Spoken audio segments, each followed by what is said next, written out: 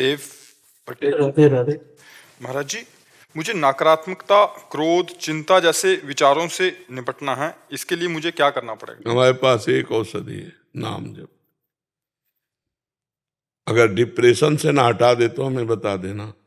अगर बड़े से बड़े प्रतिकूल परिस्थितियों में आप मुस्कुरा के ना निकल जाओ तो बता देना। अभी पीछे बैच में यही बच्चा एक बैठा था, इन्हीं की अवस्था का होगा। इतनी सुंदर स्थिति, केवल उसने अपनी स्थिति बताई, बच्चों सामने बैठा था तो देख भी रहे थे क्या। केवल नाम जप, अच्छे आचरण, पवित्र व्यवहार, नई अवस्था है, बहुत अच्छा संभला हुआ बच्चा है। अगर हम भजन करेंगे सब कुछ हो जाएगा। जब हिंसक प्रवृत्ति करने वाला व्यक्ति, बहुत लाखों लोगों की हिंसा करने वाला, सीधे राम नहीं बोल पा रहा था, मरा मरा जब बोला तो सिद्ध हो गया। तो हमें विश्वास करना चाहिए कि भगवान के नाम में अपार सामर्थ्य है। हम नाम जप करें, पवित्र आचरण, पवित्र भोजन, पवित्र व्यवहार, अभी सब ठीक हो जाएगा। तुम चाहे और जो कुछ कर लो, नाम जप ना करो, कुछ नहीं होने वाला। करके देख लो। नाम मूल है भगवान का भजन। अगर भजन नहीं है, तपस्या नहीं है, तो सब बकवास है। चाहे जितना उपदेश दे लो, चाहे जितना उपदेश सुन लो, वो केवल पैसा कमाने का जरिया हो सकता है, लेकिन जीवन बदलने वाला नहीं हो सकता। जीवन तभी बदलेगा जब आप में भजन हो, आप में तपस्या हो, तभी जीवन बदल सकते हो, दूसरों का भी और अपना भी। तो नाम जप करो, खान पान सही रखो, कोई नशा न करो, और ये जो आजकल चला है गर्लफ्रेंड बॉयफ्रेंड, ये गंदी बातें मत करो, सब ठीक हो जाएगा जी। अंशु शर्मा जी, जम्मू कश्मीर से। श्रीवंश। राधे राधे महाराज जी, आपके चरणों में कोटि कोटि प्रणाम। गुरुदेव, ये तो हमने देखा है कि योग मार्ग से प्रेम मार्ग की और कई संत जन आए। क्या ऐसा संभव है कि कोई प्रेम मार्ग से योग मार्ग की ओर आकर्षित हो? कभी नहीं, कभी नहीं। सांख्य योग, अष्टांग योग, कर्म योग, भक्ति योग, इन सब का फल है प्रेम। कबीरदास जी कहते हैं, पोथी पढ़ पढ़ जग मुआ, पंडित भया न कोय, ढाई आखर प्रेम के पढ़े सो पंडित। प्रेम, प्रेम के बाद मक्खी तब तक उड़ती है जब तक आग में नहीं, आग में बैठ गई तो भस्म हो जाती है, उड़ने की ताकत नहीं है। तो ये प्रेमाग्नि है। प्रेमाग्नि के आगे आज तक एक भी नहीं कि प्रेम का पथिक कहीं और गया। सब जगह से समुद्र में सब नदियां समा जाती है, लेकिन समुद्र कहीं नहीं जाता। ऐसे प्रेम समुद्र है, और सब नदियां साधन है। सब साधन कर या फल सुंदर, प्रभु पद पंकज प्रेम निरंतर। प्रेम, प्रेम पूर्ण है, प्रेम पूर्णता है। प्रक्षण वर्धमानम सूक्ष्मतरम अनुभव स्वरूपम कामना रहितम गुण रहितम। प्रेम महान वस्तु है, उसके बाद फिर और कुछ नहीं। उद्धव जैसे ज्ञानी भी जब वृंदावन में आए, वो गोपियों की चरण रज के प्रताप से जब प्रेम को जाना, तो यहाँ की गुलमलता औषधि बनना चाहते हैं। भगवान शिव से बड़ा कोई योगी है क्या? वो भी यहाँ गोपीश्वर बनकर रास में पधारे। प्रेम के आगे कुछ नहीं। प्रेम में तो भगवान भी अधीन है। नहीं, कोई योग से भगवान को आज तक अधीन किया है क्या? चुटकी बजाई भगवान प्रकट हो गए, और प्रेम में आंसुओं में भरकर पुकारा, उसी समय प्रकट हो गए। रुदुश्रम राजन कृष्ण दर्शन लालसा, तो तासा महावीर भूत छोरी इसमें मान मुखाम्बुजा, पीताम्बर धरा सृग्वी साक्षात मनमथ मनमथा। जिस समय गोपियां रुदन करने लगी भगवान के मिलन के लिए, उसी समय सर्वलोक सौंदर्य माधुर्य निधि भगवान कोटि कोटि कामों को भी मर्दन करने वाले रूप को प्रकाशित करते हुए प्रकट हो गए। तासा महावीर उन्हीं के बीच में, भूत छौरी समय मान मुखाम्बुजा, मुस्कुराहट मुख से प्रकट हो रही, करोड़ करोड़ काम मूर्छित हो जाए, ऐसा सुंदर भगवान श्याम सुंदर का रूप प्रकाशित हो गए। भगवान प्रेमाधीन कहे गए हैं। नहीं, कभी सुना हो कि भगवान योगाधीन, भगवान कर्माधीन? कर्माधीन जीव कहा गया है, नहीं। भगवान ज्ञानाधीन ऐसा नहीं कहा गया, भगवान प्रेमाधीन है, और उन्हीं भक्तों के अधीन इसीलिए कहा गया भक्ताधीन। प्रेम से ही रीच किया। हाँ, प्रेम, प्रेम ही एक ऐसा है जो अजित को जीत ले, अखिल कोटि ब्रह्मांड नायक को भी अधीन कर ले। वो प्रेम ही है, दूसरा कोई नहीं है। सुबोध शर्मा जी। हरिवंश। महाराज जी आपके चरणों में कोटि कोटि दंडवत प्रणाम। महाराज जी गीता में ये देह कहा गया है कि ये देह जैसे पुराने वस्त्रों को त्याग कर नए वस्त्र धारण कर लेता है। ज्ञानी पुरुष, अज्ञानी नहीं, ज्ञानी पुरुष। हाँ, वैसे ही ये देह ही पुराने शरीरों को त्याग कर नए शरीर धारण कर लेता है, पर पुराने वस्त्र त्याग कर नए वस्त्र धारण कर लेने पर दुख नहीं होता अपितु खुशी होती है, जबकि पुराने शरीर को त्यागने पर दुख होता है तथा नए शरीर के हम इसीलिए बीच में बोल दिए थे, ज्ञानी पुरुष के लिए बात है, अज्ञानी की नहीं। क्योंकि अज्ञानी आसक्त चित्त होता है, इसलिए उसे दुख होता है, और ज्ञानी वैरागी होता है स्थूल शरीर से भी, सूक्ष्म शरीर से भी और कारण शरीर से भी। तभी तो ब्रह्मबोध संपन्न महापुरुष कहा जाता है। जी रेशमा जी। राधे राधे प्रभु। राधे राधे महाराज जी। महाराज जी आप कहते हैं कि जब कृष्णा जी की कृपा होती है तो वह आपको धीरे धीरे दुनिया से दूर कर देते हैं, लेकिन जब सबसे दूर हो जाओगे तो अकेलापन होता है। इसके लिए कहाँ अकेलापन होता है? तुमने देखा कहाँ है? कभी दूर हुई हो? केवल कल्पना कर रहे हो। हम अकेले बचपन से दूर हैं, हम अकेले। अभी तो आपसे इतने लोग नहीं मिलने आते होंगे जितने लोग हमसे मिलते हैं। ये तो बाहरी है, और अंतर में हमारे प्रभु हमारे साथ हैं, हर कदम हर पल हमारे साथ है। इतना सुंदर प्रभु, इतना सुंदर प्रिया जो हमारे साथ है, हमें और किसके साथ की जरूरत है? यहाँ जितने साथी सब मरण धर्मा है, कब मर जाए कब बिछुड़ जाए कुछ पता नहीं। वो अविनाशी प्रीतम हमारे साथ है, तो हम अकेले कि तुम अकेले हो? तुम पति पुत्र परिवार के साथ रहते हुए भी अकेले हो, क्योंकि कोई तुम्हारा साथी नहीं, ना वो तुम्हें जानता ना तुम उसको जानते हो। सब परदेसी की तरह रह रहे हो। जानते हो अपने पुत्र को कौन है? अपने पत्नी को जानते हो कौन है? अपने पति को जानते हो कौन है? किसी से कोई परिचय नहीं, माने बैठे। जान जाओ तो भगवान है, भगवान है, पति रूप में भगवान है, पुत्र रूप में भगवान है, पत्नी रूप। अगर ये जान जाओ तो तुमको भी वही गति होगी जो बड़े बड़े संतों को होती है, पर ये तो जानते नहीं। तो अकेलापन के सच्चा पूछो तो अकेलेपन आपको खाता है, हमें थोड़ी अकेलापन खाता है। हमारे तो बाहर, तुम्हारे तो 4 परिवार होंगे, हमारे तो 40,000 परिवार हैं। तुम्हारा कोई नहीं है संसार में, नहीं है, हमारा है, प्रीतम है, हमारे भगवान है, हमारी प्रिया जो है, हमारे लाडिले। तुम्हारा कोई नहीं है। तुम जिनको देख रहे हो सब मरण धर्मा है, कभी भी मर सकते हैं, पूरे के पूरे एक साथ मर सकते हैं। हमारे प्रीतम नहीं मरेंगे। ये शरीर छूटेगा तब प्रीतम मिलेंगे, ऐसी बात नहीं। शरीर रहते ही प्रीतम का सानिध्य अनुभव होता है। पर भजन करो, भजन जीवन में नहीं होगा तो यही लगेगा। जितने संत महात्मा है वास्तविक जो भगवान के मार्ग में है, उनको अकेलापन खाता है क्या? वो अकेले की तरफ भागते हैं, दूर हमसे मिलो मत। क्यों? तुम मिलोगे तो उससे मिलने में बाधा पड़ जाएगी। मुझे अकेला रहने दो, जिससे मैं अपने प्यारे की याद में खो जाऊं और प्यारा ही आके मेरे से मिले। अभी अकेलेपन का मतलब नहीं समझा है, असंगता। अभी हरि भजन नहीं तो कैसे जानोगे आध्यात्मिक आनंद को, भगवद आनंद को कैसे जानोगी? तुम संसार से तुलना करोगी तो आध्यात्मिक आनंद और विषय आनंद बहुत अंतर है। एक अंधकार है और एक दिव्य प्रकाश है। तो अंधकार से सोचोगी तो फिर, अब जैसे बचपन से हम घर से निकले थे, किसी का प्यार नहीं मिला, क्योंकि 13 वर्ष की अवस्था में घर से निकले, तो हम क्या प्यार के भूखे हैं? इतना प्रभु ने प्यार दिया है कि निहाल कर दिया है। कदम कदम पर उनका प्यार, कदम कदम पर उनका दुलार। और वही प्रभु इतने रूपों में अब भी प्यार कर रहे हैं। घंटों से खड़े हैं केवल इस बात के लिए कि यहाँ से निकल जाएंगे तो हम देख लेंगे बाबा जी है। बाबा जी को क्या देखना है? पर ये प्यार, भगवान प्यार। तो ये हमें लगता है कि आपका अभी अज्ञान ही ऐसा अनुभव करा रहा है कि अगर हम सब कुछ छोड़ देंगे तो हम अकेले हो जाएंगे, अकेलापन लगेगा। महाराज जी इसमें जैसे भागवत जी में आपने बोला था कि उसका मैं सब कुछ हरण कर लेता हूँ, इसका वास्तविक रहस्य क्या है महाराज जी? राग हरण कर लेते हैं भगवान, उसकी आसक्ति अहंकार राग हरण कर लेते हैं। जैसे अम्बरीश जी चक्रवर्ती सम्राट महाभागवत है, पूरा ऐश्वर्य वैभव भगवान ने अपहरण कर लिया क्या? नहीं, लेकिन उनको अभिमान नहीं है चक्रवर्ती सम्राट पद का, उस संपत्ति का उनको गर्व नहीं है, उस वैभव का उनको गर्व नहीं है। और जिनके गर्व है, भगवान देख रहे हैं कि अब ऑपरेशन करना पड़ेगा तो संपत्ति भी हटा देते हैं, गर्व भी हटा देते हैं। और जिनको देखा कि ये मरीज काम लायक है, गर्व हटा देने से काम चल जाएगा तो संपत्ति नहीं हटाते हैं।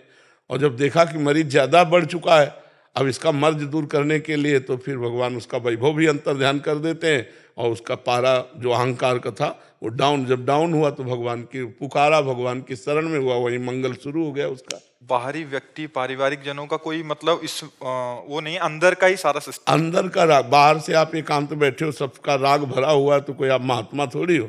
घर में बैठे हो किसी का राग नहीं तो आप महात्मा हो। भाई अंदर की बात, सुधार अंदर होना, बाहर से क्या, बाहर कहीं भाग के चले जाओ तो क्या त्यागा, अंदर का राग त्यागा। इस पे मेरा राग नहीं है। स्टेशन में जैसे बैठे हैं, सरकारी स्टेशन, अपना काम कर रहे हैं, गाड़ी आई चल दिया, बस इंतजार है, गाड़ी आई चल दिया, अपना काम कर रहे हैं, अपनी वस्तु थोड़ी है। अपने तो श्री जी हैं, अपने तो लाल जी हैं, अपने तो प्रभु हैं। आपने क्या किया, अपने घर को अपना मान लिया, चार परिवार को अपना मान के इतना उसी में डूब गए कि बस जो कुछ हो तो इन्हीं को सुख मिले। जैसे एक आदमी दूध में केमिकल मिला रहा है, गंदी गंदी चीजें मिला रहा है, और उससे कहो कि यही दूध अपने बच्चे को पिलाओ, नहीं पिलाएगा, क्योंकि जानता मैंने कितनी गंदी वस्तुएं, और दूसरे के बच्चे के प्राणघातक वस्तुएं बेच रहे हो, तुम्हारा नाश नहीं होगा। तो ये बुद्धि भ्रष्ट हो जाती है राग से। और अगर राग रहित है तो समाज का उपकार करता है, मंगल करता है, कि जो चीज हम नहीं खा सकते दूसरे को कैसे दे सकते हैं। ये जो आसक्ति है, ये जो राग है, यही पाप कराता है, और इसी को दूर करना आवश्यक होता है। जो इससे दूर रहता है वो गृहस्थ में रहते हुए संत है। संत केवल भेषधारी थोड़ी ही होते हैं, नहीं।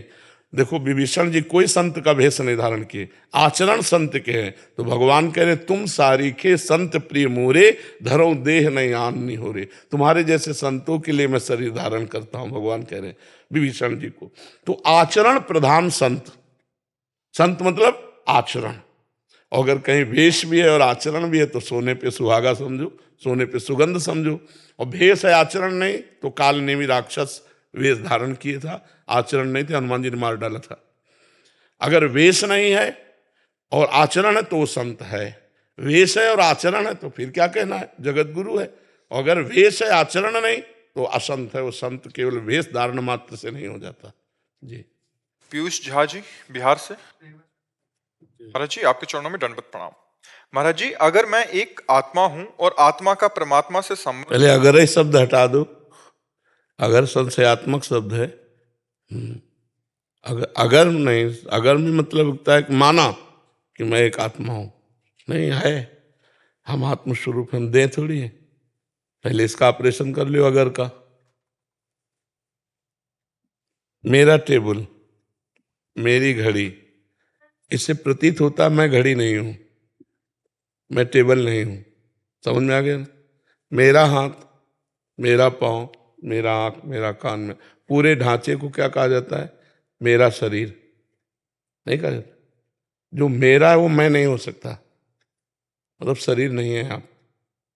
अगर शब्द हटाइए, अब अंदर घुसिए इसके, तो मेरा मन, मेरी बुद्धि, मेरा चित्त, मेरा अहंकार, ये अंतःकरण चतुष्टय, मन बुद्धि चित्त अहंकार, और मेरी इंद्रियां, मतलब जो मेरा है, मेरी है, वो मैं नहीं हो सकता, मतलब ये सूक्ष्म शरीर भी मैं नहीं है। मेरा स्वभाव, ये कारण शरीर है, तो स्वभाव भी आप नहीं है। अब मान गए ना? समझ में आ रहा है कि नहीं? आप कभी मैं स्वभाव हूं बोला क्या? इसका मतलब ये आपके हैं, तो आप कौन है? आप आत्मा है। समझ रहे ना? अगर मैं आत्मा हूं, इस शब्द का खंडन, आप आत्म स्वरूप हैं। इस बात को समझ रहे ना? अब आगे बोलिए। महाराज जी मैं एक आत्मा हूं और आत्मा का परमात्मा से संबंध है। आत्मा ही परमात्मा है, संबंध नहीं है, यही तो भ्रम है। संबंध नहीं है, वो परमात्मा ही है। तुम अपने को अलग इस रूप के कारण देखकर मान रहे हो। आपने देखा है क्या उस आत्मा को? जो तुम हो तो कभी मिले हो अपने से? नहीं मिले। उसके लिए साधना की जाती है, उसके लिए तपस्या की जाती है, तब शरीरों का राग नष्ट होता है। अपने स्वरूप, तो जो अपना स्वरूप है, तो जानत तुम्हें तुम्हें हो जाए, सोई जाने जे देहु जनाई, और जानत तुम्हें तुम्हें, वो भगवत स्वरूप ही था, भगवत स्वरूप ही है, भगवत स्वरूप हो जाएगा। जी महाराज जी ये आत्मा इस नाशवान शरीर को परमात्मा में लगाकर इसे जन्म मरण के चक्कर से मुक्ति क्यों नहीं करवा देती?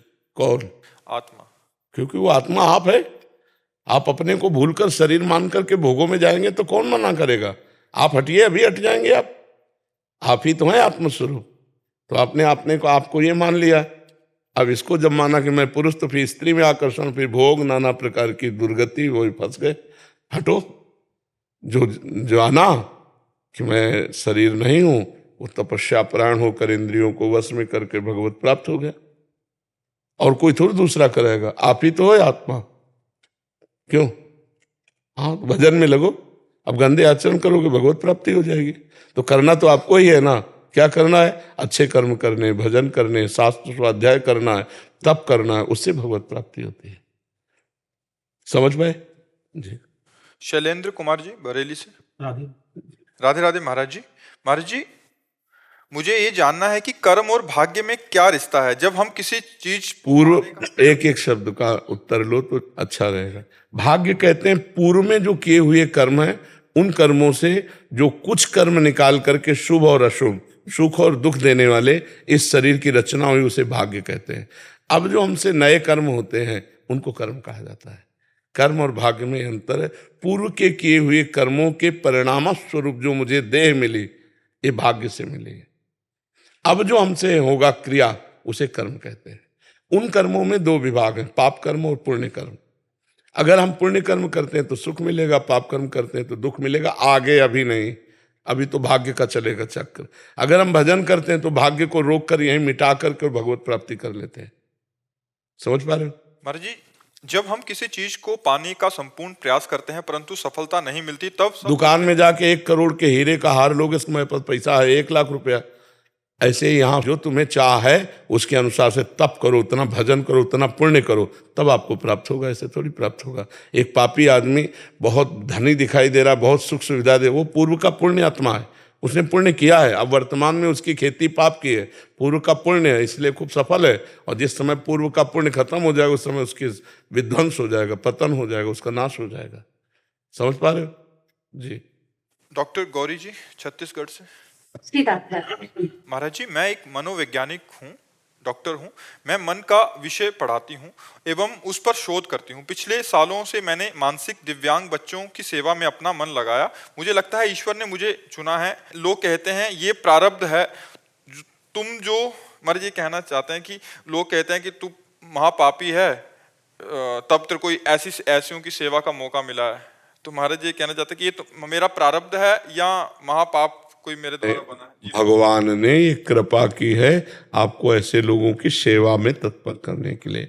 आप उनको ऐसे वाक्य बोलिए जिनसे उनकी निगेटिव सोच खत्म हो। आप उनको ऐसा प्रोत्साहन कीजिए जिससे उनकी सकारात्मक वृत्ति बढ़े, उनका उत्साह बढ़े।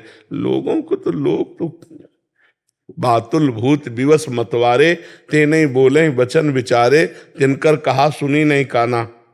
इनकी बातें कान से नहीं सुनी जाती। जो मूढ़मती हैं, जो उद्दंड पुरुष हैं, वो कुछ भी बोल सकते हैं, किसी को भी बोल सकते हैं। अपने को देखना है कि भगवान ने मुझे चुना, मुझे ये सेवा दी, अब मैं मनोयोग से वैसे ही सेवा करूंगी जैसे अपने बेटे की, जैसे अपनी बेटी की, जैसे अपने पिता की।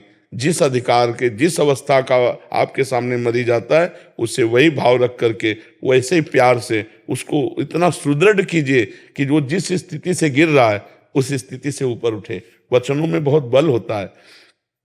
कोई एक आदमी डूब रहा हो, आप उसे को अब तो तू मरे, तो कितना भी हो उत्साहहीन हो जाएगा। और डूब रहा है, निकल गए तो उसको उत्साह मिलेगा, वो आगे बढ़ जाएगा। जब कर्ण अर्जुन से युद्ध करने के लिए, तो भगवान अर्जुन के सारथी थे, कर्ण के सल्व सारथी थे। तो उनको ये युधिष्ठिर के मामा थे, दुर्योधन ने अपने पक्ष में कर लिया था। तो उनको भगवान ने केवल आज्ञा एक दी थी कि तुम कर्ण के उत्साह को नष्ट करते रहना, बस। जहां वो अर्जुन की तरफ बढ़ता था, कहते तुम अर्जुन के सामने क्या हो कर्ण, ऐसा गांडीव धनुषधारी अर्जुन। जहां उसकी बड़ाई करते तो सहम जाता कर्ण। मतलब अगर हम किसी को उत्साह नष्ट कर दें तो बहुत अच्छा चलता हुआ आदमी भी गिर जाएगा, और बहुत गिरा हुआ आदमी भी अगर उत्साह दे दे तो निकल जाएगा। तो आपको ये सेवा दी है, तो आप उसे प्यार पूर्वक कीजिए। लोगों के कथनानुसार मत मानिए कि पाप कर्म है। नहीं, ये तो बहुत कृपा है कि हम दूसरे के दुख में अपने मनोयोग से, अपनी वाणी से हम उसको दुख से निकाल पाए, उसे प्रसन्न कर पाए, तो बहुत बड़ी सेवा है। वीरेंद्र सिंह जी करनाल से। श्री हरिवंश महाराज जी। महाराज जी, कुछ जगह काम में जहां हम कार्यरत हैं वहां दोष दर्शन बड़ा जोर का होता है महाराज जी, नाम छूटता है उसकी वजह से, हाँ, बार बार मन और संग वहीं गिराता है महाराज जी, ऐसी। लेकिन हमको फिल्म में दोष दर्शन तो नहीं होता, बस ध्यान देखना है। जैसे फिल्म में मारा जा रहा है, कत्ल हो रहा है, तो हम मनोरंजन करते हैं कि ये एक फिल्म है। हमने पहले दिमाग में बैठा लिया है कि एक ये फिल्म है, एक झूठा नाटक है। हम केवल देख रहे हैं, वाह यार क्या खलनायक है, क्या हीरो है, हम वो मनोरंजन कर। ऐसे ही पहले दिमाग में बैठा लो, जगत एक फिल्म है, इसमें खलनायक भी है, इसमें हीरो भी है, इसमें पॉजिटिव भी है, इसमें नकारात्मक भी है। तो हमको इसे फिल्मवत देखना, जगन नाटक वही भवा। वही परमात्मा एक जगन नाटक कर रहा है, कहीं खलनायक का रोल कर रहा है, कहीं हीरो का रोल कर रहा है, कहीं हीरोइन का रोल कर रहा है, कहीं अच्छा रोल कर रहा है, कहीं एक परमात्मा केवल है, वही सब रोल कर रहा है। अब हम किसको दोषी बनाएं, किसको अच्छा कहें, किसको बुरा कहें? वही जब है तो अच्छा बुरा क्या है? नहीं। हाँ, इसलिए जैसे वाणी पाठ करता हूँ तो उस टाइम वाणी पाठ करते टाइम अभी तो 10 मिनट के लिए वाणी पाठ में सही रहेगा, मैं एकदम चेंज हो जाता है बिल्कुल ही पाठ करते छूटते सारी। अभी भजन की कमी है, थोड़ा भजन और बढ़ाओ, नाम जप और बढ़ाओ, फिर वो गंभीरता आने लगे। तेरे भावे जो करे भलो बुरो संसार, नारायण तू बैठ के अपनो भवन बुहार। बुरा जो देखन मैं चला बुरा न मिलिया कोई, जो दिल खोजूं अपनो तो हमसे बुरा न। तो ये परमार्थ है, ये अध्यात्म है, इसमें दूसरों की तरफ नहीं देख जी। करण जी नागपुर से। श्री हरिवंश महाराज जी श्री हरिवंश महाराज जी। महाराज जी, जैसे हम आपसे मिलने के लिए प्रतीक्षा करना पड़ता है हमें, क्या वैसे ही निकुंज में श्री जी से मिलने के लिए भी करना पड़ता है? अरे जन्म जन्म प्रतीक्षा तो कर रहे हैं, और क्या कर रहे हैं। जब से तुम बिछुरे पी प्यारे, कबहु न पायो चैन, दरस बिन दूखन लागे नैन। प्रतीक्षा ही तो कर रहे हैं हम, उनको पुकार रहे हैं, उनकी प्रतीक्षा कर रहे हैं, उनकी बाट जो रहे हैं। अब वो जब कृपा करेंगे तब मिलेंगे, और जब मिलेंगी तो निहाल कर देंगी, इसी आशा से। जैसे मान लो आप खड़े हैं, सर्दी का समय, बैठने की व्यवस्था भी नहीं, बाहर खड़े हैं, लेकिन आपको इंतजार है कि कुछ मिनटों बाद जो हम लालसा लेकर आए, हम सम्मुख बैठेंगे, हम बात करेंगे, हम निहाल हो जाएंगे। तो वो लालसा आपको कष्ट नहीं लग रहा, खड़ा होना कष्ट नहीं लग रहा। ऐसे ही जब हमारी लालसा भगवान की प्राप्ति की होती है तो हम कोई गाली देता है, कोई अपमान करता है, कोई प्रणाम करता है, कभी भूखे रहना पड़ता है, कभी छके हैं, हर परिस्थिति सह लेते हैं क्योंकि मुझे प्रभु से मिलना है। इंतजार तो करना ही पड़ता है, लेकिन निकुंज में नहीं, इस भूतल पर। निकुंज में तो वही जा सकता है जो इंतजार खत्म हो चुका है। हाँ, जैसे अब यहाँ आ गए तो अब यहाँ इंतजार थोड़ी करना है। हाँ जी। करमवीर सिंह जी चंडीगढ़ से। श्री हरिवंश महाराज जी, आपके चरणों में कोटि कोटि दंडवत प्रणाम। महाराज जी, कर्म की परिभाषा क्या है? क्या नाम जप संकीर्तन करना भी कर्म के अंतर्गत आता है, या केवल संसार में जीवन यापन करवाने वाले कार्य ही कर्म माने जाएंगे? नहीं, कर्म दो प्रकार के, एक होते हैं पाप कर्म, इन्हें अशुभ कर्म कहते हैं। एक होते हैं पुण्य कर्म, जो सुख प्रदान करने वाले होते हैं, इन्हें भगवद अर्थ कर्म कहते हैं। जैसे नाम कीर्तन है, अगर आप इसे क्रिया कहेंगे तो भगवत स्वरूप है। ये त्रिगुणातीत क्रिया है, ये त्रिगुण के अंतर्गत है। भगवान की कथा कहना, भगवान का नाम कीर्तन करना, भगवान की सेवा करना, ये त्रिगुणातीत कर्म है। ये मुक्त करने वाला है। दो कर्म बांधने वाले हैं, एक निषिद्ध कर्म पाप कर्म और एक शुभ कर्म पुण्य कर्म, ये दोनों बांधने वाले हैं। लेकिन ये जो त्रिगुणातीत कर्म है, भगवान का नाम जप करना, ये भी एक क्रिया है, पर ये त्रिगुणातीत क्रिया, त्रिगुण माया सतोगुण रजोगुण तमोगुण से परे है। ये मुक्त करने वाली, वो बांधने वाली है। तो अगर हम इनको कर्म कहते हैं तो ये भगवद अर्थ कर्म है, ये भगवत स्वरूप है। ये कोई सांसारिक कर्म नहीं है, बांधने वाले नहीं। समझ पाया जी महाराज। जैसे कहते हैं कि मान लो संसार में कहते हैं कर्म उसी को मानते हैं भी जो जीवन यापन के लिए करा जाता है। नहीं, ऐसा नहीं। अब संसार के जीव तो अलग है ना, संसार का तो विचार अलग है ना। शास्त्र प्रमाणित विचार हो तो माननीय, संसार का विचार थोड़ी मान। गृहस्थ को महाराज कितना जीवन यापन के लिए करना चाहिए और कितना भगवत उस जैसे? नहीं, हर समय भगवान के स्मरण का अभ्यास बनाना चाहिए। 24 घंटे में अपनी तो एक दिनचर्या होती ही है कि भाई 6 घंटे सोना है, इतने घंटे काम करने हैं, इतने घंटे मनोरंजन करना है, इतने घंटे हमारे पास व्यर्थ के हैं। तो हम कहते हैं 24 घंटे में जो व्यर्थ का समय आपका जाता है वो भजन में दे दो।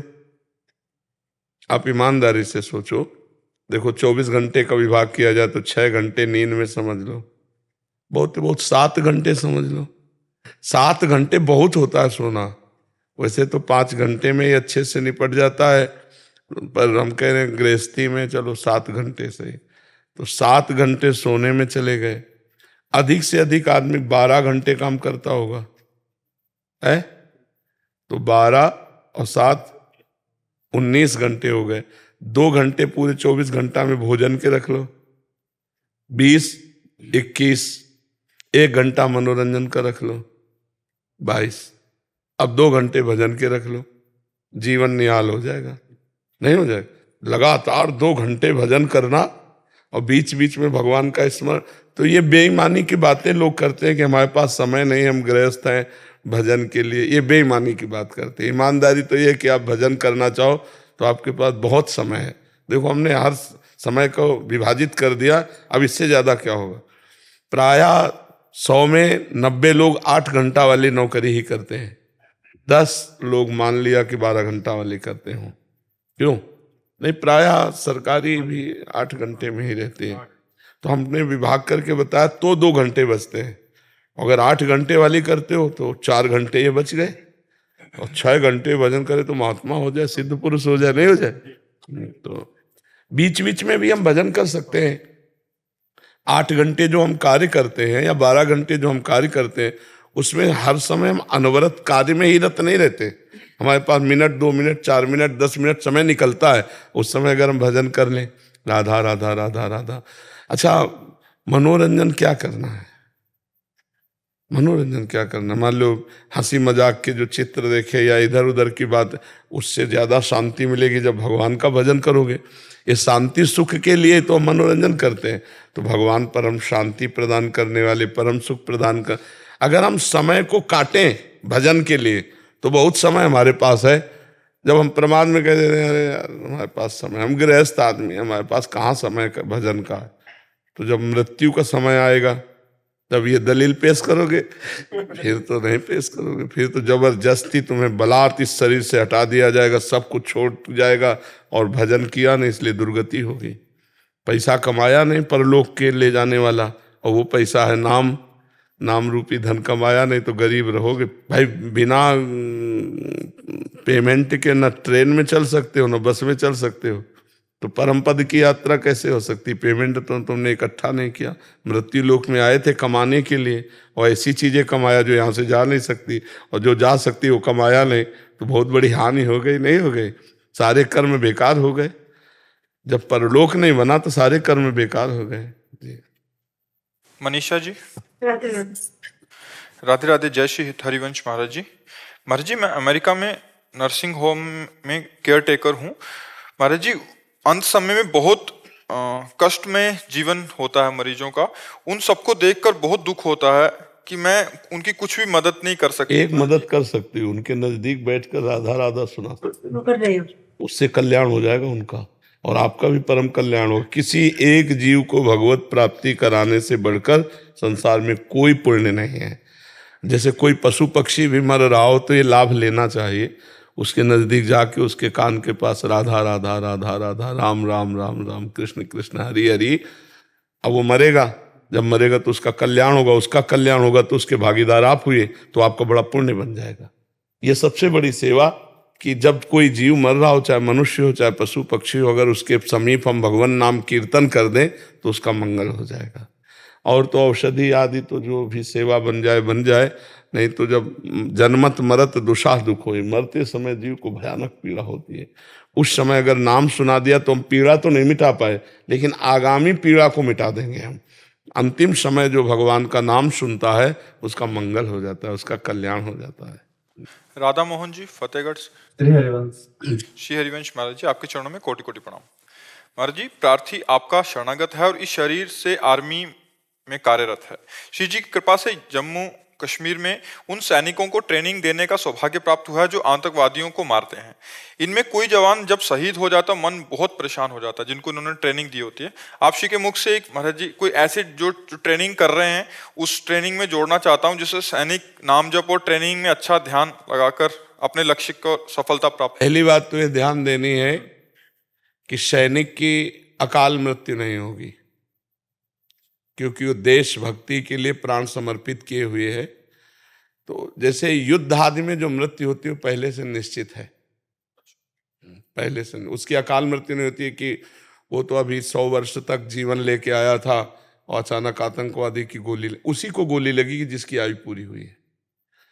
तो पहली बात तो हम सबको ये ध्यान देना है कि हम मृत्यु लोक में आए हैं, मरना सबको है, लेकिन कहाँ मर रहा है और किसके लिए मर रहा है ये खास बात है।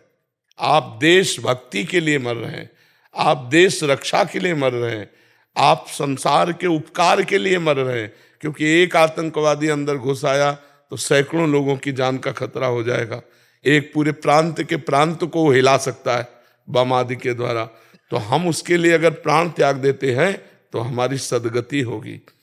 और मरना तो सबको है, इसका नाम मृत्यु लोक, सबको मरना है, लेकिन धन्य है आपका मरना जो आप देशभक्ति के लिए मर रहे हैं, जो आप संसार के उपकार के लिए मर रहे हैं, जो आप अपने परिवार का प्यार त्याग करके हमारे देश के लिए तैयारी करते हैं, हमारे देश के लिए प्राण न्यौछावर कर देते हैं। हम प्रणाम करते हैं आपको और आपकी सदगति होगी, आपको बहुत अच्छी सुविधाएं प्राप्त होंगी शरीर छूटने के बाद। अगर मनुष्य भी बनाया जाएगा तो पुनः ऐसा मनुष्य बनेगा जो महाभागवत होगा, जो महान देशभक्त होगा, जिसकी लोग वंदना करेंगे, ऐसा होगा। इसलिए निराश नहीं होना चाहिए, खूब अच्छे से ट्रेनिंग में ध्यान दो और मनाओ कि हम देशभक्ति के लिए बलिदान हो जाएं। मरना तो सबको है, हम ऐसी जगह मरें जहां हम तिरंगे में लिपट करके हमें सलूट किया जाए। तो धन्य है उनका जीवन जो वीर गति को प्राप्त होते हैं। ये वीर गति है जो शत्रुओं को ललकार कर परास्त करते हुए शरीर छोड़ता है। पहली बात, अगर बिल्कुल भजन नहीं तो भी स्वर्ग को प्राप्त होता है, अगर कहीं राधा राधा राधा भजन कर रहा है तो भगवान को सीधे प्राप्त होता है। इसलिए निराश और उदास होने की जरूरत नहीं है, मरना सबको है। हम जानबूझ करके भगवान या देशभक्ति के लिए जो कदम बढ़ाए हैं ये बहुत प्रशंसनीय है, वंदनीय है, हमारा देश वंदना करता है। आपको कोई पीड़ा नहीं होती, जब जवान मरता है तो हमको भी पीड़ा होती है। जब हमको सुनने को मिलता है अपने शहीद तो पीड़ा होती है।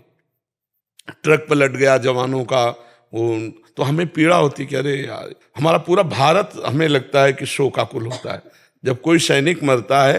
तो जो भी समाचार सुनते हैं, जो भी, तो एक बार तो हृदय में पक्षपात उदय होता है ये वीर सैनिक के लिए कि इनके परिवार वालों को भगवान शीतलता प्रदान करें, शांति प्रदान करें और उसकी आत्मा को शांति प्रदान करें।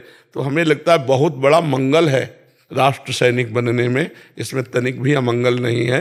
और मृत्यु जब होनी तभी होगी, अन्यथा नहीं होगी। प्रभु जी, जैसे जिनको हम ट्रेनिंग देते हैं तो पता चलता है कि महीने 2 महीने बाद उसका बंदा शहीद हो गया, उस टाइम पे बड़ा विक्षेप होता है। हाँ बिल्कुल होता है, क्योंकि परिचय अपना हुआ ना, अपने उसको शिक्षा दी, पर विक्षेप को उसको भाव में लाओ, नहीं तो ठीक नहीं रहेगा, फिर आप कमजोर होते चले जाएंगे।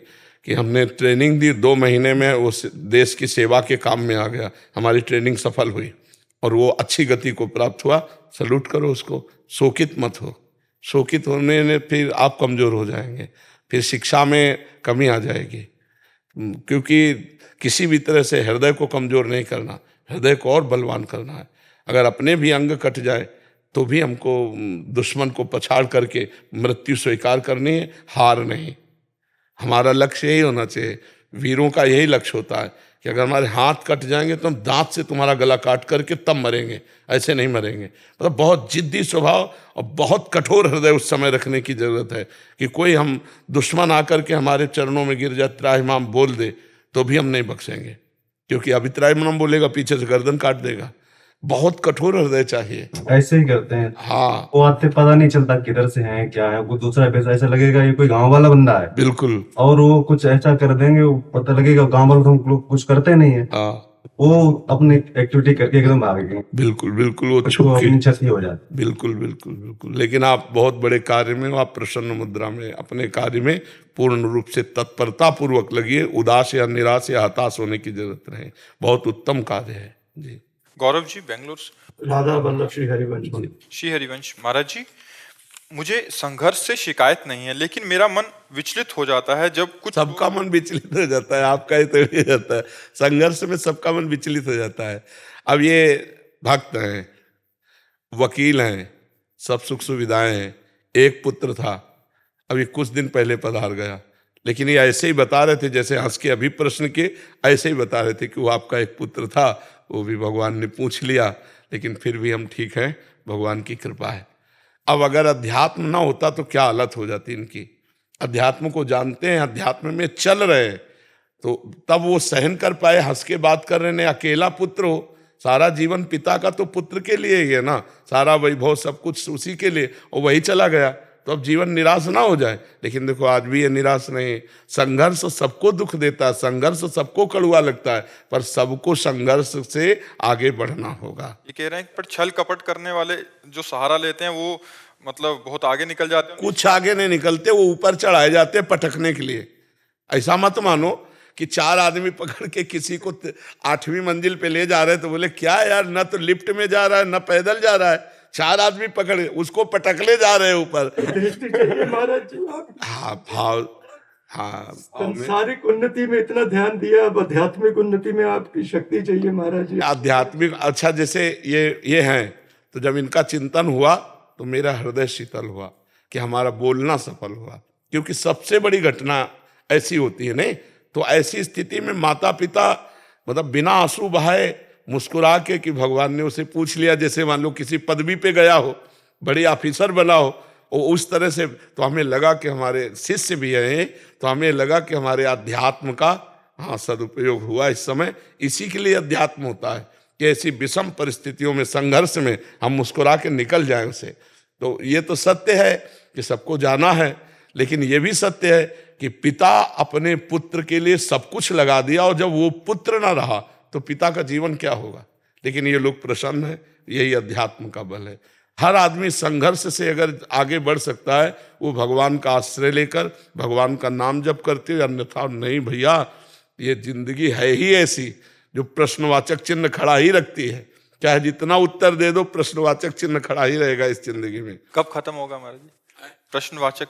भगवान की प्राप्ति होने के बाद। न सोचति न कांक्षति, ब्रह्मभूता प्रसन्नात्मा न सोचति न कांक्षति। जब भगवान के आश्रित हो जाओगे, भगवान का अनुभव, भगवान का भरोसा, तो कोई प्रश्न नहीं रहेगा। फिर न सोचति न कांक्षति, कोई प्रश्न नहीं रह जाएगा। उसके जीवन में बाहरी प्रतिकूलता अनुकूलता आएंगी नहीं क्या? हम नहीं, बाहरी प्रतिकूलता अनुकूलता आती है, पर प्रश्न नहीं होता उसके अंदर, प्रश्न नहीं होता, समाधान ही समाधान रहता, प्रश्न नहीं रहता। एक भागवती की स्थिति में होती चित्त का समाधान। जब चित्त का समाधान हो गया तो बाहरी का कोई प्रश्न नहीं रहता, हृदय में समाधान रहता है। और एक बात ये रहती कि प्रभु जो हमें दे रहे हैं वो बहुत सोच समझ के दे रहे हैं, इसमें हमारा मंगल विधान है। मानो प्रभु ने हमको ये स्थिति दी तो मेरे लायक है, और प्रभु ने जब दिया है तो इसमें मंगल विधान छुपा हुआ है, तो इसलिए कोई प्रश्न नहीं रहता। भक्त के जीवन में जो भी घटना घटेगी वो प्रभु के द्वारा ही होगी। अब उसका प्रारब्ध पीछे रहता है, भगवान आगे रहते हैं। इसलिए संघर्ष में जीवन तो सबका है, कोई ऐसा नहीं कह सकता कि मेरा जीवन संघर्ष में नहीं। हाँ, कुछ क्षण ऐसा हो सकता है कि अनुकूलता रहे, फिर दूसरे क्षण प्रतिकूलता आ जाती है। तो इसलिए नाम जप करो, भगवान का आश्रय रखो, तो संघर्ष से पार हो जाओगे। नहीं, बड़ी बड़ी कठिनाई है।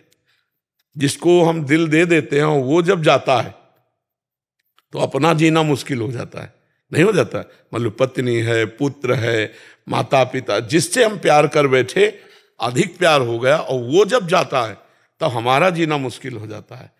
तो जाना तो यहाँ से सबको है ही, लेकिन हम निर्विकार होकर भगवान का भजन करते हुए जाएं, ये अच्छा रहेगा। ना कि विकारी होकर, शोकग्रस्त होकर जाए यहाँ से। तो भजन करो, नाम जप करो, भगवान के भरोसे में रहो। अभी किशोर सिंह जी। राधे राधे गुरु जी। महाराज जी, इनका भी सेम प्रश्न था। ये कह रहे थे कि जब सफलता प्राप्त नहीं होती मतलब कर्मों के उससे, तो क्या ऐसा सोच लेना चाहिए कि पूर्व प्रारब्ध, प्रारब्ध में ऐसा लिखा पूर्व है। प्रारब्ध में यही विधान है, इसलिए सफल नहीं हो रहे। आगे मेहनत करनी चाहिए या नहीं करना चाहिए, क्योंकि प्रारब्ध हर बार थोड़ी फेल कर देगा। एक बार, दो बार, तीन बार, चौथी बार तो हम क्रॉस ही कर जाएंगे, क्योंकि प्रारब्ध की भी एक सीमा है। वो कोई अविनाशी तो है नहीं, प्रारब्ध थोड़ी अविनाशी, वो तो विनाशी है। अगर हम नाम जप करेंगे और प्रयास करेंगे तो प्रारब्ध नष्ट हो जाएगा, हम आगे बढ़ जाएंगे। प्रारब्ध के भरोसे थोड़ी बैठे रहना, कोई पशु थोड़ी है, हम तो मानव है ना, मनुष्य हैं, भगवान के अंश हैं। हम प्रारब्ध को परास्त करेंगे तपस्या के द्वारा, भजन के द्वारा, साधना के द्वारा। जी। रोहित जी। राधे राधे गुरु जी। राधे राधे महाराज जी। महाराज जी, आज के युग में असली सफलता किसे कहते हैं और उसे प्राप्त कैसे करें? सफलता हर युग में एक ही जैसी होती है, वह होती है भगवत प्राप्ति। नहीं, सब असफल है। तुम चाहे जितने बड़े पद में पहुंच गए हो, चाहे जितने अरब रुपया जमा कर लियो, चाहे जितना सुंदर परिवार हो, चाहे जितना सुंदर महल हो, चाहे जितनी सुंदर गाड़ियां हैं, मरोगे तो इनमें से क्या जाएगा? तो असफल हो गए ना भाई। कमाने यहाँ आए थे 70 वर्ष, 80 वर्ष, 100 वर्ष, 120 वर्ष, इसके आगे तो आयु है नहीं मनुष्य की। इतने में जो कुछ कमाया उसमें से 5 रुपए भी नहीं ले जा सके, तो असफल रहे कि सफल? असफल रहे ना। तो सफलता है भगवान की प्राप्ति हर युग में। चौं जुग चौं श्रुति नाम प्रभाऊ, लोक कहूँ वेद नानु पाऊ। यदि हर समय मधुर मधुर भगवान का नाम जप कर रहे, इससे बड़ा कोई योग नहीं। तेषाम सतत युक्ता नाम भजताम प्रीतिपूर्वकम ददामि बुद्धि योगम तम एन मामुपयांति ते। जो प्रेम पूर्वक नाम जप करता रहता, उससे बड़ा कोई योगी नहीं। इसलिए यही सफलता है।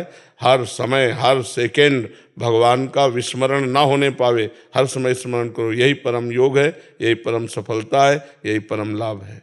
समझ पाए महाराज जी, इस सफलता को प्राप्त करने के लिए क्या करना पड़ेगा? भगवान से प्रार्थना करें। सबसे पहले साधु संगति, प्रथम भगति संतन कर संगा। सबसे पहली भक्ति भगवान के प्रेमी महात्माओं का संत हो, प्रेमी महात्माओं का, प्रपंचियों का नहीं, प्रपंचियों को नहीं। अगर प्रपंचियों को, तो वही प्रपंच भरा रहेगा, हंसी मजाक, ये रुपया पैसा लेन देन, वो सब प्रपंच है। शुद्ध बात, त्रिगुणातीत बात, केवल भगवान से मतलब जिनको, ऐसे भक्तों का संग हो। महत्संगस्तु दुर्लभो अगम्यो अमोघस्य। महापुरुषों का संग दुर्लभ है, अगर मिल जाए तो निर्वाह करना कठिन हो, निर्वाह कर ले जाए तो परम पद निश्चित मिल जाएगा। तो भगवान से पहले प्रार्थना करे, प्रथम भगति संतन करे संगा, और दूसरी रति मम कथा प्रसंगा। दूसरी भगवान के चरित्रों का खूब स्वाध्याय करे, खूब श्रवण करे, खूब मनन करे। गुरुपद पंकज सेवा तीसरी भक्ति अमान। श्री गुरुदेव भगवान के चरणों का आश्रय ले और मान रहित होकर गुरुदेव के चरणों की सेवा करे। चौथी भगत मम गुण गण करे कपट तज गान। चौथी भक्ति है भगवान की लीला गुणों का कपट तज करके गान करे। कपट तज, लीला गुण भगवान के गा रहे, रुपया चाह रहे हैं। चौथी भगत मम गुण करे कपट तज गान। मंत्र जाप मम दृढ़ विश्वासा। पांचवी भक्ति है मेरे मंत्र का निरंतर जाप हो और उसमें दृढ़ विश्वास हो। पंचम भजन सुवेद प्रकाशा। छठदम शील विरत बहु कर्मा, निरत निरंतर सज्जन धर्मा। छठवीं भक्ति है शीलवान बने, सहनशील बने, चाहे जितना मान हो या अपमान हो, दुख हो या सुख हो, निंदा हो या स्तुति हो, समान भाव रहकर। छठदम शील, और बहुत से उन कर्मों का त्याग कर दे जो भक्ति विरोधी कर्म है। छठदम शील विरत बहु कर्मा, और निरत निरंतर सज्जन धर्मा। जो संत महापुरुषों ने धर्मशास्त्रों में क्रियाएं कही है वही कर्म करना चाहिए, अन्यथा उन कर्मों का त्याग कर देना चाहिए जो भक्ति विरोधी कर्म है। बहुत प्रकार से जो प्रपंच में उलझा देते हैं उन कर्मों का त्याग कर देना चाहिए, नहीं तो मंत्र जाप होगा ही नहीं, भजन होगा ही नहीं, इतना उलझा रहेगा कार्यों में। छठदम शील विरत बहु कर्मा, निरत निरंतर सज्जन धर्मा। सातों सब मोहिमय जग देखा, मोते अधिक संत कर लेखा। सातवीं भक्ति है सारे संसार को भगवान का स्वरूप देखना और भगवान से भी अधिक बढ़कर संतों को मानना। सातों सब मोहिमय जग देखा, मोते अधिक संत कर लेखा। आठों जथा लाभ संतोषा, सपने नहीं देखे पर दोषा। आठवीं की ऐसी स्थिति बना ले कि जथा लाभ संतोष, सदा काहू सो कछु न चाहोंगो। किसी से कोई मांग नहीं, जैसे हमें भगवान रख रहे हैं बस उसी स्थिति में हम राजी रहेंगे। ज्यों ज्यों राखत हो त्यों त्यों रहियत हो हरि, जोई जोई प्यारो करे सोई मोहि भावे। ये स्थिति आठों जथा लाभ संतोषा, सपने नहीं देखे पर दोषा, स्वप्न में भी किसी के दोष न देखे। नवम सरल सबसन छलहीना, नवमी भक्ति है, पूर्णता है नवमी भक्ति। नवम सरल सबसल छलहीना, सरल स्वभाव न मन कुटिलाई, ये संतों का स्वभाव होता है। जो वाणी में वही हृदय में वही क्रिया में, इसे ठीक आचरण कहते हैं। वाणी में कुछ है, मन में कुछ चल रहा है, क्रियाएं कुछ हो रहे हैं, ये कपटी पुरुष है। सरलता ये कि जो बोल रहा है वही आचरण कर रहा है, वही उसके मन में है। नवम सरल सब सन छलहीना, किसी से छल भरा व्यवहार न करे। और मम भरोस ही हर्ष न देना, दृढ़ मेरे पर विश्वास हो, ना हर्ष हो ना शोक हो, ना कभी किसी के सामने अपनी दैन्यता प्रकट करे। भागवतिक दैन्यता अलग है, गरीबी वाली दैन्यता न प्रकट करे कि बाबूजी कुछ सहयोग कर दो, नहीं। मम भरोस ही हरस न दीना, वो ऐसी दैन्यता न करे, किसी के सामने हाथ ना पसारे। तो भगवान सबको देने वाला है, वो जब देगा तो निहाल कर देगा। नौ माँ एको जिनके हुई, अगर नौवीं भक्ति में एक भी भक्ति किसी को, तो उसका कल्याण हो जाएगा, उसका मंगल। महाराज जी, आपने प्रथम पड़ा संत संग बताया इसमें, तो महाराज जी जो संसार में एकदम अभी भक्ति प्रारंभ ही नहीं हुई, उनको संतों के बारे ही पता नहीं है, विशुद्ध संत कैसे होंगे, कहाँ। भगवान से, इसीलिए हम सबसे पहले कहा भगवान से प्रार्थना करें कि हमें संत संग दिलावे। भगवान तो सब जानते हैं ना, तो भगवान से प्रार्थना करें तो ऐसे संतों के पास पहुंचा देंगे जिनके संग से परमार्थ पुष्ट होता है। ऐसा तो है ही नहीं कि असली संत है ही नहीं। अगर नकली नोट है तो असली उसका होगा कहीं, खोजो। अगर नकली कोई वस्तु है तो असली तो होगी ही ना, उसको खोजो। जिन खोजा तिन पाइया, गहरे पानी पैठ। तो तुम नहीं खोज पा रहे तो भगवान से प्रार्थना करो। तो भगवान जब द्रवहि दीन दयालु राघो, तो साधु संगति पाइए, तो संतों का संग करा देंगे। और संत संग हो गया तो फिर नौ भक्ति आ जाएगी अपने आप जी। आओ महाराज जी, आओ सब संत भगवान।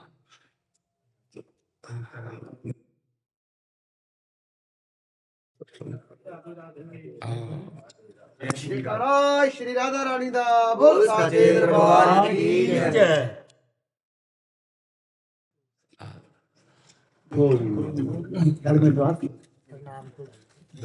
जी पंजाब से आए हैं, कुंभ गए थे, वहां से वापस लौट रहे थे। बहुत सुंदर दर्शन है। विराजो आप, विराजो सत्संग। कई दिनों की इच्छा थी आपके दर्शन करने।